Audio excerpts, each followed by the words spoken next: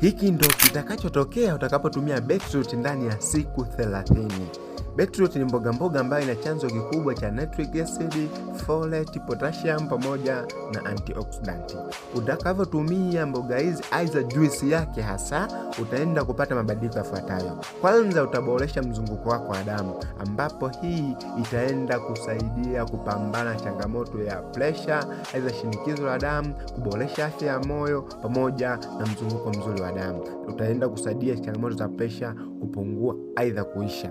Pili, itaenda kuongeza nguvu na stamina. Unavyotumia beetroot inaenda kuongeza nguvu na stamina. Kwa hiyo mtu ambaye anaenda kufanya mazoezi akitumia beetroot, basi itamfanya oxygen itumiwe vizuri sana na mishipa yake. Lakini namba 3, kuboresha afya ya ubongo.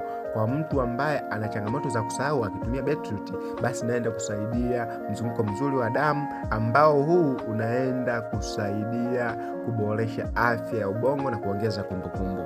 Lakini namba 4, itaenda kusaidia mmeng'enyo wa chakula. Beetroot ni chanzo kikubwa cha fibers, ambazo hizi fibers zitaenda kusaidia kupunguza hatari ya kupata choo kigumu, itaenda kuondoa changamoto za constipation, vile itaenda kusaidia bakteria wazuri kupata chakula chake.